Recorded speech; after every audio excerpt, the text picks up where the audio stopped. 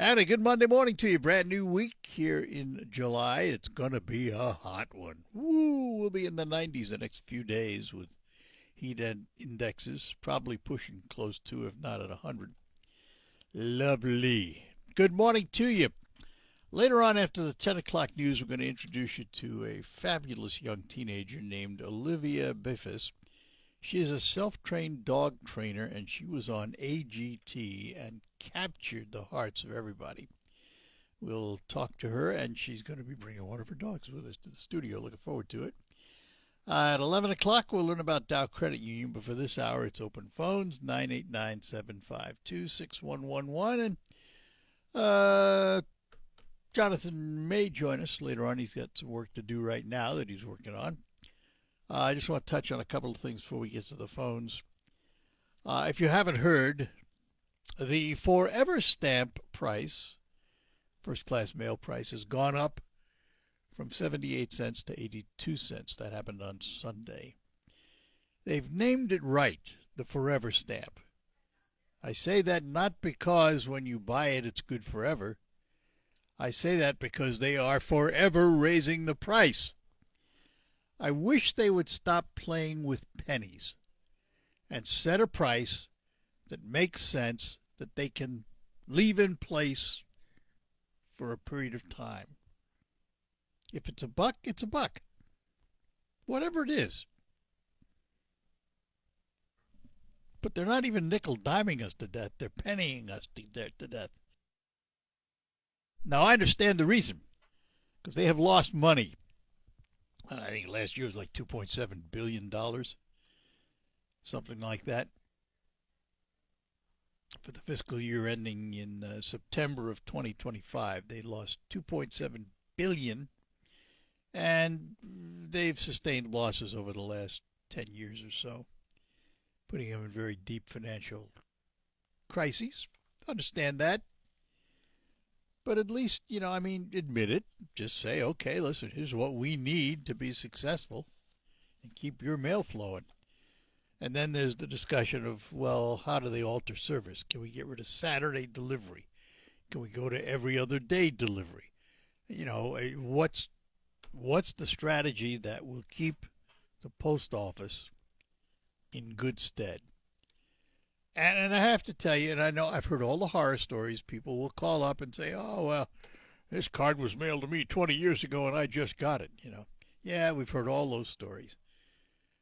But in reality, the postal system delivers millions and millions and millions, if not billions, of pieces of mail every year, and does so quite successfully and quite on time. But there are those exceptions. We all understand that. But, when you think about it, you can take a letter, put it in your box, raise the flag, and a couple of days later it's sitting wherever you want it to be. Now, obviously, one of the things that's impacted the post office severely is the internet. Why do I have to send a letter when I can go on and send a message or text on my phone or do all those things electronically? And that's, it's competition for the post office. I understand that. And the other thing is what we fondly call junk mail. The post office doesn't call it junk because it's the basis for a substantial part of their income. So the next time you get a piece of mail advertising something you don't care about, just remember that piece of mail helps support your other mail service. Anyhow, I just thought I'd bring it up because it's out there again. It's been out there, and they just raised the price on yesterday, to 82 cents. All right, let's go to the phones. Carl's with us in Saginaw. Good morning, Carl. Good morning, Art. Art, do you remember a couple months ago you had a guest on from MDOT talking about local construction projects, and you asked him about the State Street project. Yep. And didn't he say that was going to be done in late spring or early summer Well, here's what's happened, and I can tell you this because I have a meeting once a month, and MDOT is part of that meeting, and they bring us up to date. The delays have been primarily because of utility work, and the last we were told was that probably by September it'll be done. I do notice that they have started putting out the paving stone and the things they need to put the final coat down on the road. But I also noticed that there are some huge sewer pipes that are still sitting above ground, not in ground. So I don't know. It's a guessing game. I don't know. Yeah. I drive past there, and I rarely see any work being done. They're doing a lot.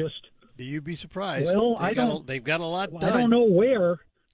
I don't know where they're doing it. If you look at the road, you can see the work. I mean, they have done quite a bit. But it's okay. But they're also tied to the utility package, and that's been the delay. So we'll see. But didn't the utilities know when they were supposed to have this done? I don't know if they ran into problems or what the deal was, but it was the utility delays. They might have run into problems and issues we don't know about. So I don't know. I suppose. Yeah, it's always possible. Speaking of construction, Art, have you seen this story about the new Gordie Howe Bridge in Detroit to Canada? Yep. That it was supposed to open in June. It was supposed to have a dedication and ribbon cutting and everything. Now it's going to open and the end of July. A bridge that. Well, okay. Well, it's the bridge that Canada paid for the whole bridge, and is giving half the bridge to the U.S. at no charge.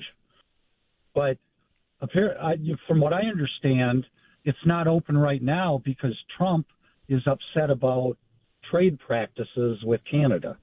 That's what's holding it up. Apparently they have a deal, and that's why there's a date now. I think it's the 26th, if I'm not mistaken, of this month. Canada's announced they have a deal with the U.S.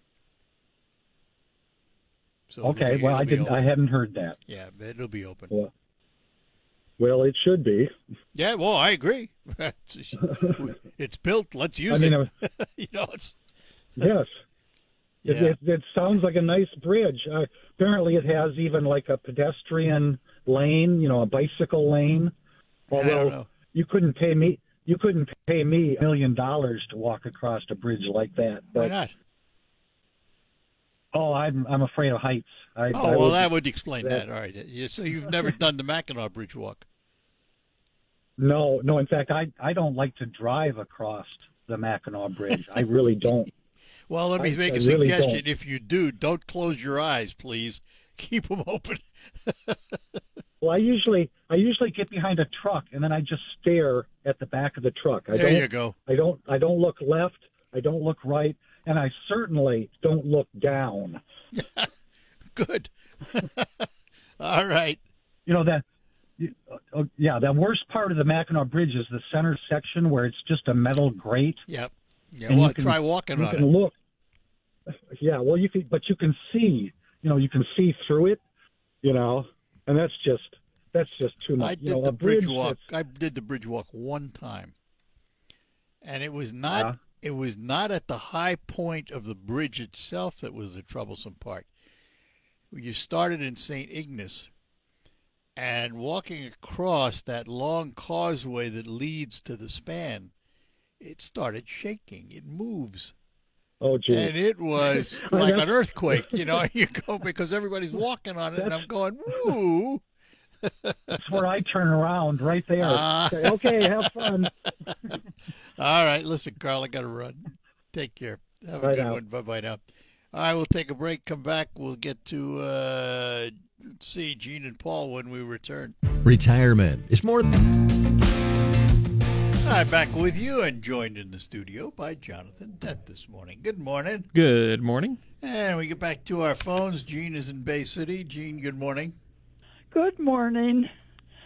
As you know, I'm a Democrat, and I believe there's a lot of Democrats that are feeling very, very sad about Lindsey Graham dying. Mm-hmm.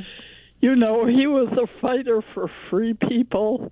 He was just over in Ukraine, and he was trying very hard to help Ukraine, and he's one of the few people that Trump would listen to, and he was trying to get him to do more for Ukraine and to try and put sanctions, put some kind of punishment on Russia and Putin.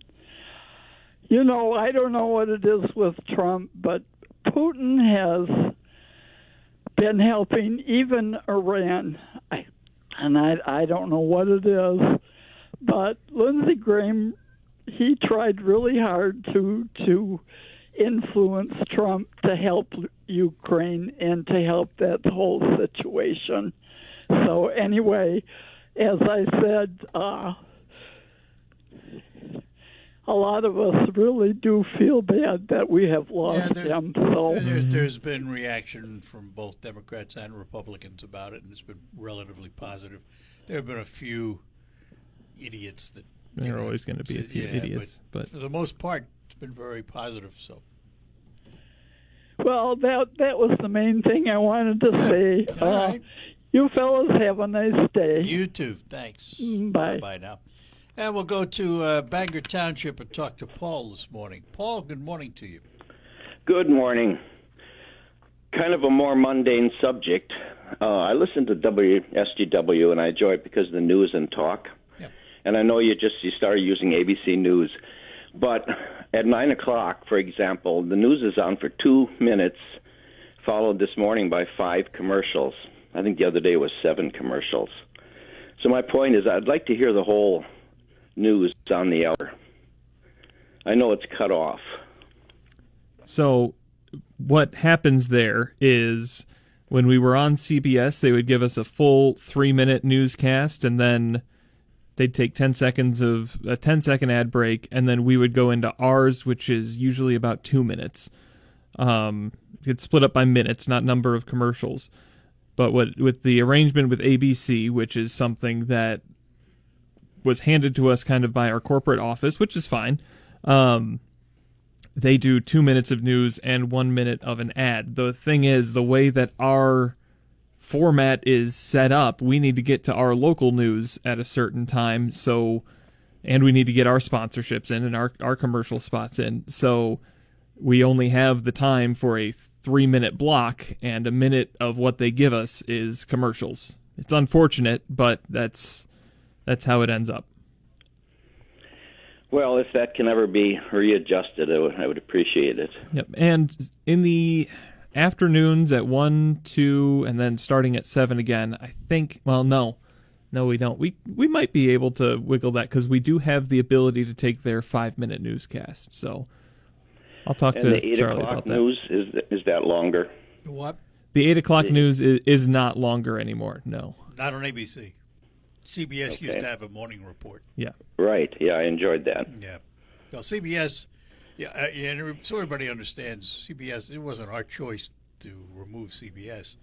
They just shut down their radio division. Yeah. Period. They were gone. Yeah. I would have liked to see Fox, but so be it. All right. Very good. Thanks a lot. Appreciate it. You know how I feel. That's good, Paul. Thank you. That's why the All phones are there. Thanks. Bye-bye. No, it's, there are choices made, and some of the choices are not made locally. And the ones that are made locally, like we've got our local sponsors and our local advertisers that we need to get in. That's right. So, anyhow, let us, it's not ready yet. Okay. Past weekend, I was up at Lake Charlevoix. 2 things. First of all, I never realized how big, how gigantic that inland lake is. Mm-hmm. We've It got some is really nice inland lakes. Huge. But Lake Charlevoix is the biggest. Yeah. You can literally get out there in a boat and do 50, 60 miles an hour and just keep on going for quite a long time, which is what we did.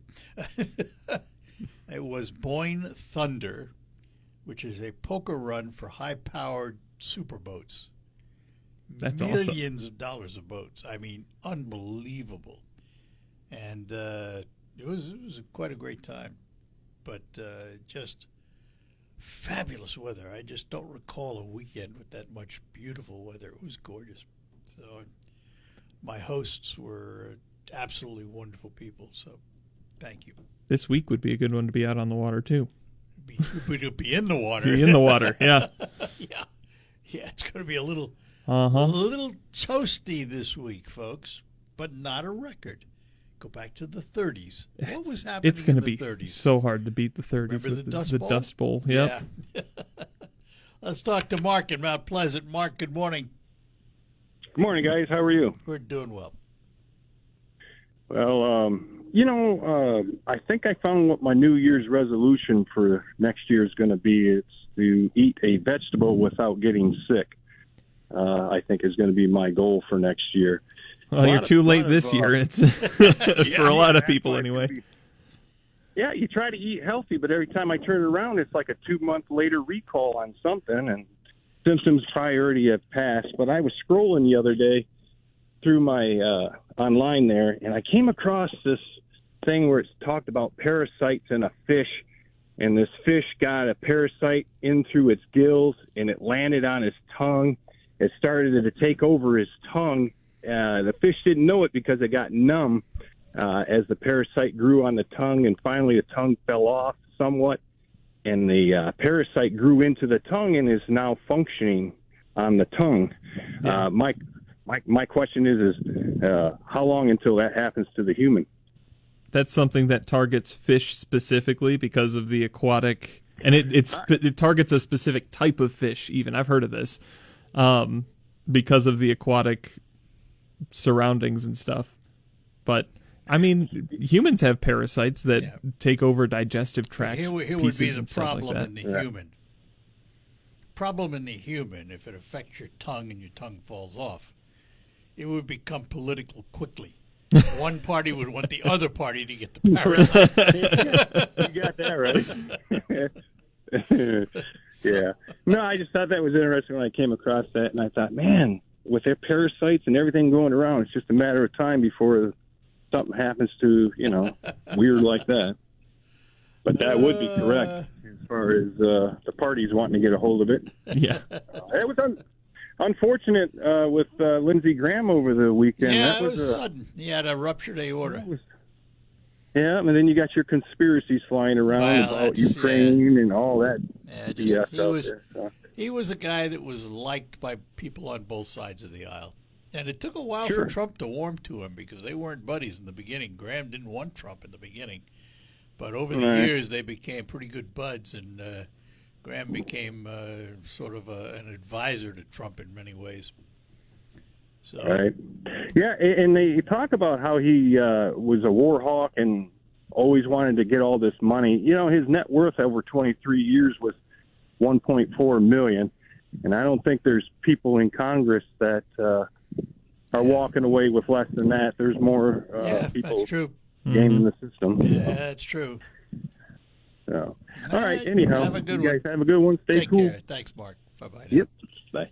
989-752-6111, the number to call during this open line hour. Thinking about buying or selling in the Great Lakes? You can learn all kinds of things about yourself that you never knew. Matthew Beerline.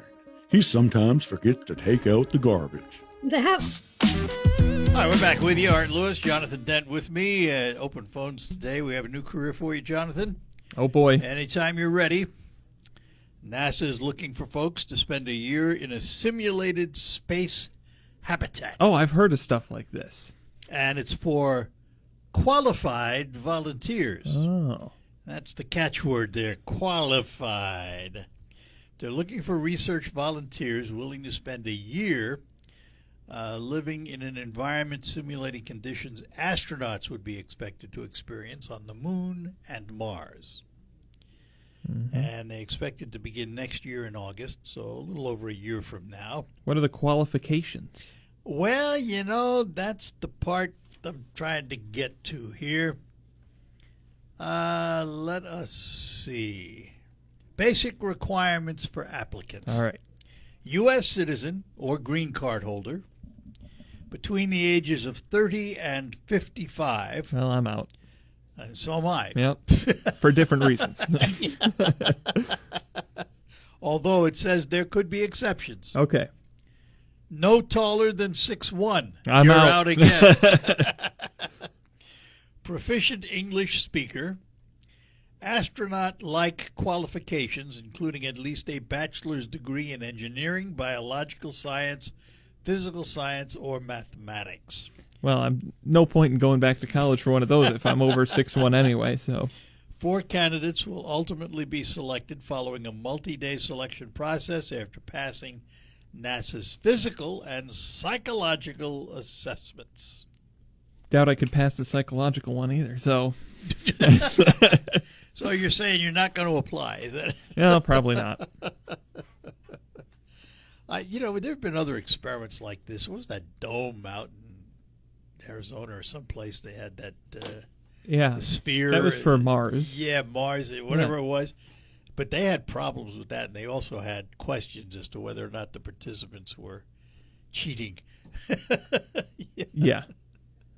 You could recoup some money, make that a reality TV show. Oh, they may have at the time, or they may have been on TV. I don't know. 1 year on Mars. Yeah.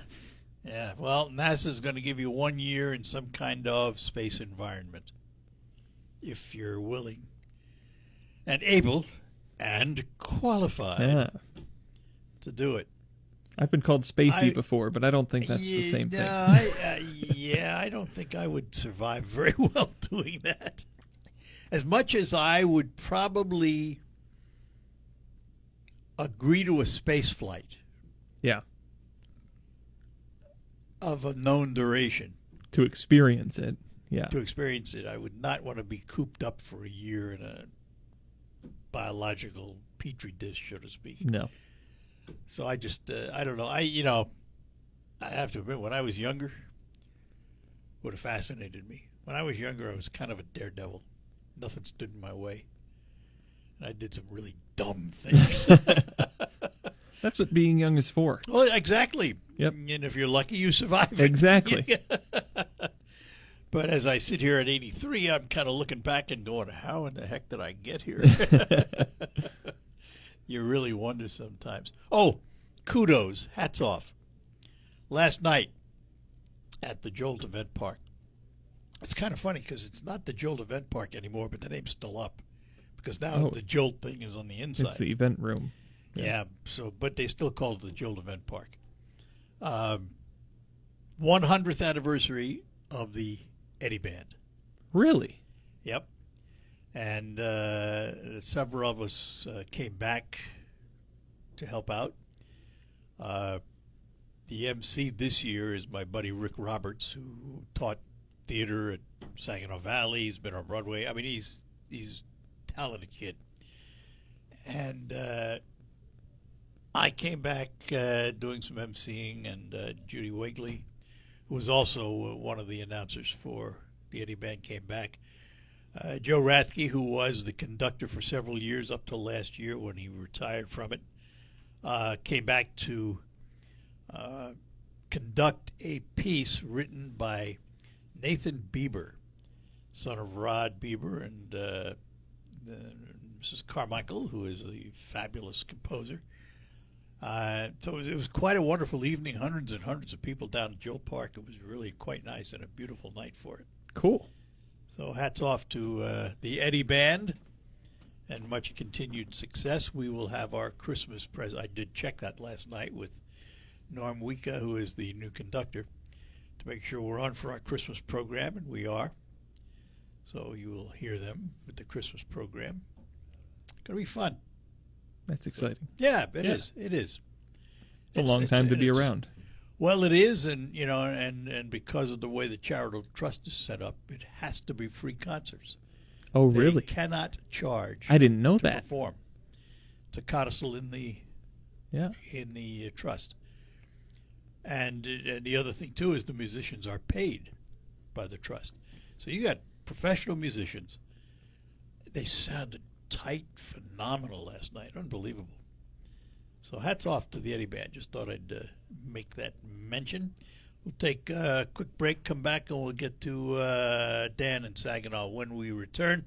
Let me talk about potholes for a minute. You've heard me talk about them because they can be injurious to your car. You hit enough potholes, railroad tracks, all those things, you can knock your alignment out.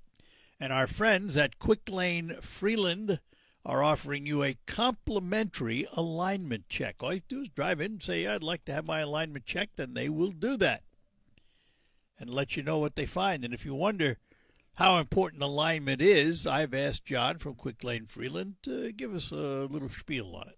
If your vehicle's wheels are aligned correctly, it will not pull to the left or to the right when driving. It also prevents improper tread wear, so your tires last longer. A wheel alignment should be checked often because normal steering wear and tear can cause your alignment to go out in addition to potholes and railroad crossings.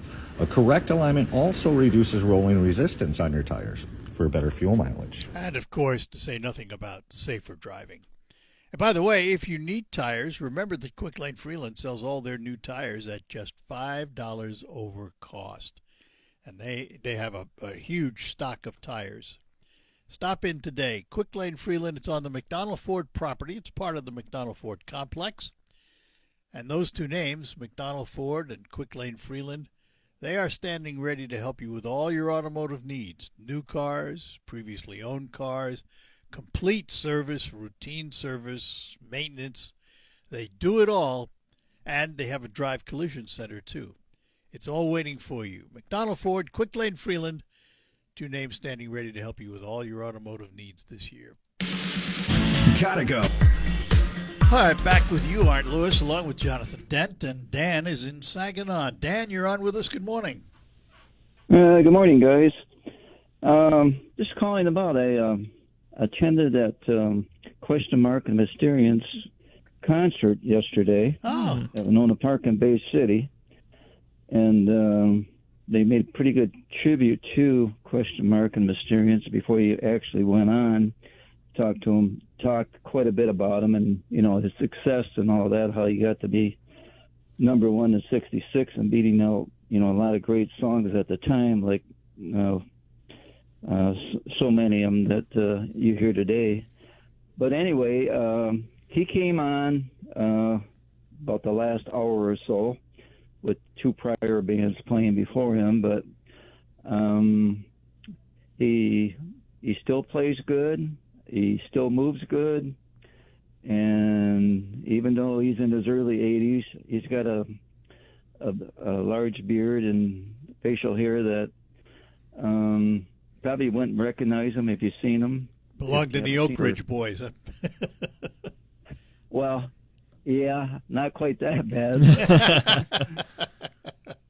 It looks good on him anyway. Yeah, he was on the Mi Gente show with Larry Rodarte yesterday, and I listened to quite a bit of it. Well, anyway, he when he played a number of other songs first, but he wasn't actually playing or singing in the first few songs, and then he came on about halfway through the session and started singing some songs, and then he started playing his number one hit, 96 Tears, and I don't know if it's his grandson or whoever, but he's got a name on his shirt as the same last name as Question Mark, and he's only probably around 15, and he opened up the song quite well, and Question Mark went to play the drums, and then after that, Question Mark started singing the song, and they were singing it at least 3 times as I was walking out. I don't know if they sang more than that. But, how big a crowd? Was it a decent crowd? I would say the crowd got quite huge as the day went on, especially once you hit about just before you open. I would say probably at least 3,000 people. No, yeah, they did it right then. That's good. Yeah, good. It could be more than that because Winona Park spreads them out a lot where you can't see everybody. It'll hold, I think it'll hold something like 55 or somewhere in there. Oh, yeah, I've seen 5,000 people there. It wasn't anything like that, but there's a lot of people spread out, plus people coming off the water. but he still puts on a good show, and I didn't realize that he lost his home in 2007. His house burned down there in Carlisle, and lost everything he had as far as all his stuff to do with his prior records and everything else, all that those kind of things that he lost. I don't know if you knew that or not, but yeah, he still puts on a good show, and like I say, it sounds like he's got a grandson or somebody else coming up the line. Yeah, that's good. Probably about the same age that they were when they started. Yeah, put the song together. Yeah, yeah. I think some of them were only like 15 or 16. Yeah. I had to laugh because Larry Rodarte knows him, and they've been buddies for a long time. I guess he doesn't call him question mark; he calls him Q. Oh, he knows how to hype the people up. I'll tell you. Oh yeah, well, he was a master at that. A master at it. He still does a very good job at it, even at his age. You wouldn't believe he still can do those kind of things. Yeah, 60 years of music. It's a good record. We enjoyed it, and good. We think that's one of the best songs. Especially from this area, throughout the country, even. Great. Well, we're glad to hear you went, and glad to hear you enjoyed it. Okay. Well, thanks, guys. You bet. Bye. Last week we had Robert Lee on. Yep. And those guys are up there, but they're still, I mean, Robert, he's out there with his own group, the Robert Lee Review, and doing his thing. And more power to him. Yeah. I mean, who am I to criticize anybody who's older who wants to keep doing stuff? And if you've got a passion for it. Well, that's the key. That is the key. You got to have a passion. And, I mean, for Robert Lee, his passion is smooth jazz and stuff like that, and he still loves it. Why not do it? Yep. Why not do it? Absolutely. Oh, we have our next guest coming in with dogs. Oh, Yay! boy. Well, you hear about this, folks. All right, that'll do it for this hour, and we'll be back to tell you what is ahead next. Big insurance, big pharma. Team Show, weekdays 5:30 to 9 on WSGW. All right, that'll do it for the first hour of the Art Lewis Show. Coming up, we're going to the dogs. By goodness, because Olivia Beefus is here, and she is here with Zeke. If you are a fan of AGT, you would have seen her recently this year on AGT. We'll tell you all about that. Comes up after the news from ABC, the local report with Michael Percha. That's ahead. We'll be back right after that. Broadcasting from the